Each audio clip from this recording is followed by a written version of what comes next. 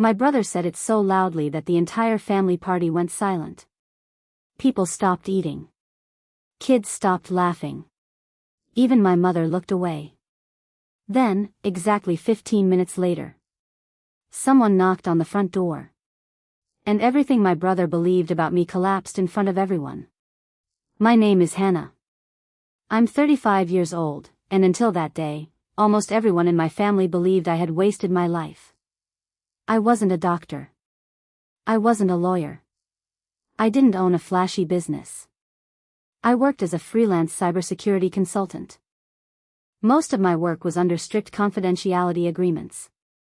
I couldn't tell people who my clients were or what I actually did. So whenever relatives asked, "What exactly do you do?" I usually smiled and answered, "I work with companies online." To them, that sounded like I spent all day sitting on my couch with a laptop. My older brother, Derek, loved reminding everyone how successful he was. He owned 3 car dealerships. He wore expensive watches. Every family gathering somehow turned into a speech about his achievements. Growing up, Derek always needed to be the center of attention. If I got an A in school, he talked about winning a baseball game. If I graduated college, he bought himself a sports car. Everything had to become about him. I learned years ago not to compete. But apparently, my silence annoyed him even more. That Saturday was my grandmother's 78th birthday. The entire family gathered at my parents' house. There were nearly 40 people. Barbecue. Music. Children running around the backyard. For once, everything felt peaceful. Until Derek stood up with a glass in his hand. "I'd like to make a toast." Everyone smiled. He looked directly at me. To hard work. People raised their glasses. Then he laughed. And to family members who actually contribute instead of freeloading. Several people chuckled nervously. I frowned. "What are you talking about?" He shrugged dramatically. "You." The backyard became silent. "You live alone." "Yes." "You don't have kids." "No." "You work from home." "Sometimes." "So let's be honest."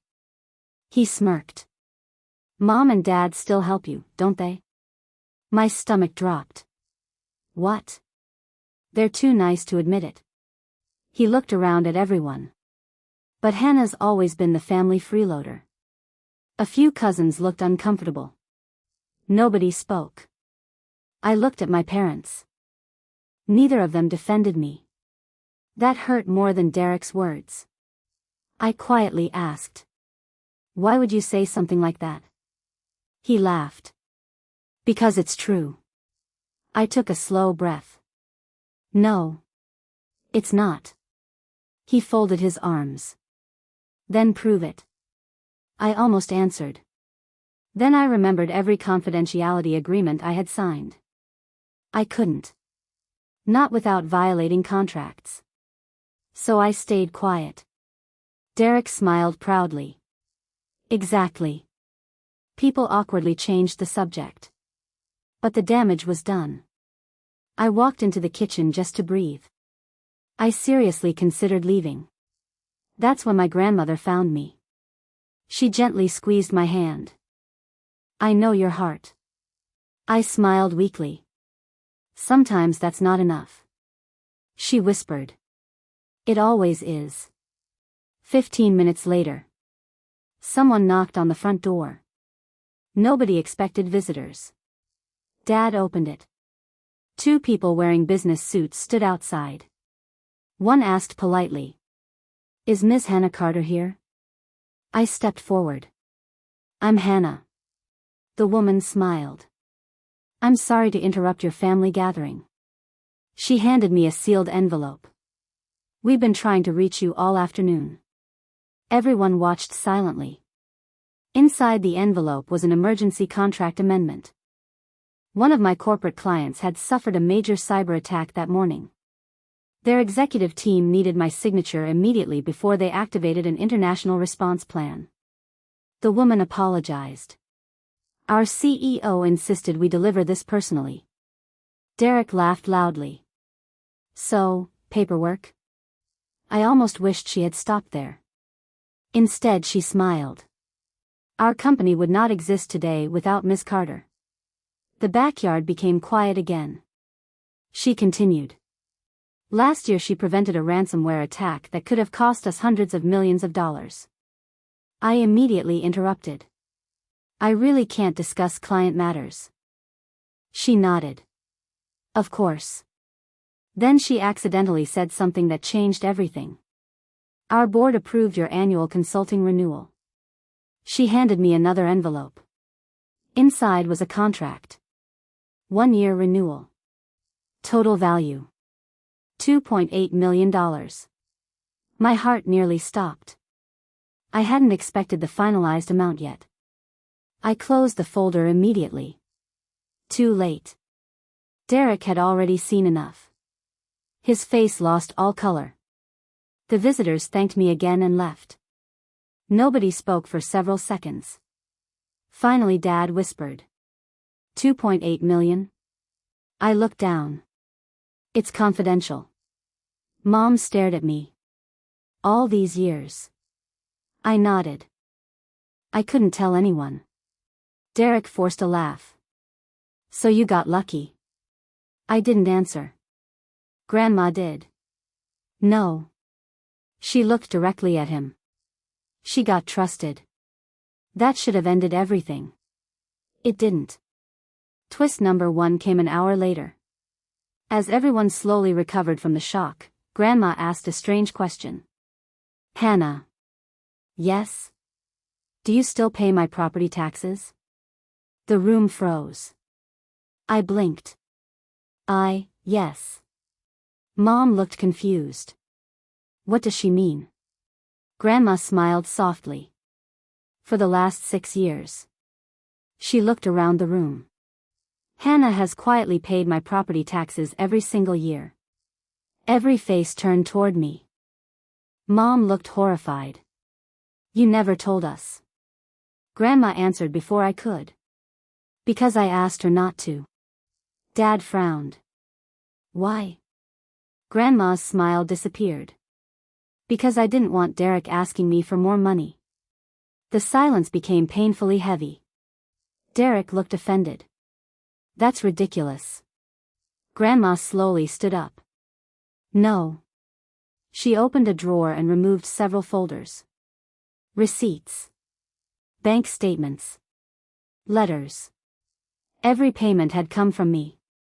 Not once had I mentioned it. Not once had I expected thanks. Mom burst into tears. I thought. I know what you thought. I smiled sadly. You all did. Then came twist number 2. Grandma wasn't finished. There is something else. She looked directly at Derek. 3 years ago. You asked me for $70,000. Derek immediately interrupted. I paid it back. Grandma quietly shook her head. No. You forgave it. No. Everyone stared. She pointed toward me. Hannah paid your debt. I felt every eye in the room. Mom looked completely confused. You what? I nodded slowly.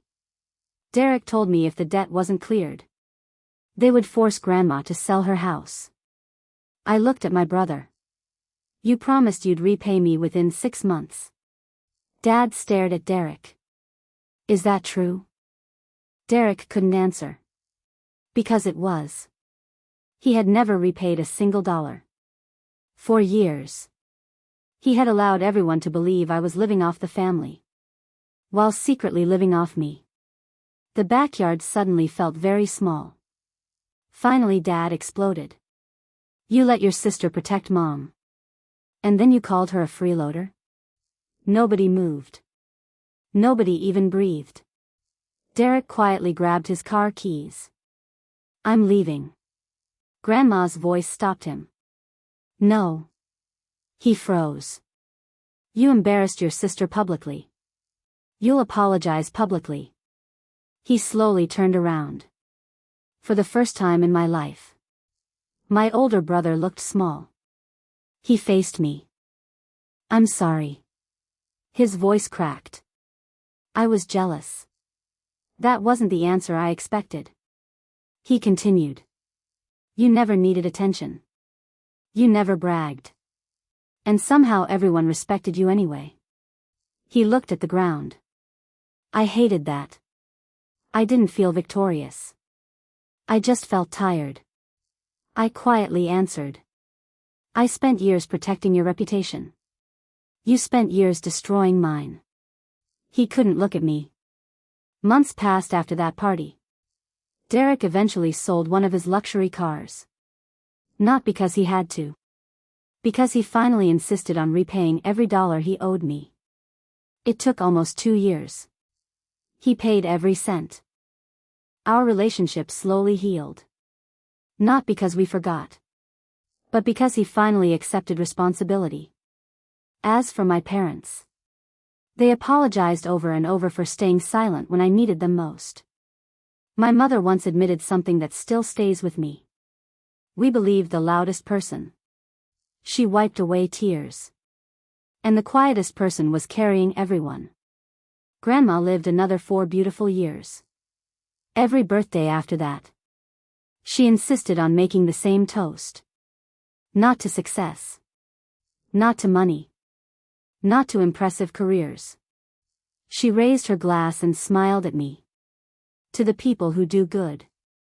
Even when nobody is watching. And every single time. The entire family stood up before I did. Because after that unforgettable knock on the door. Nobody ever called me a freeloader again.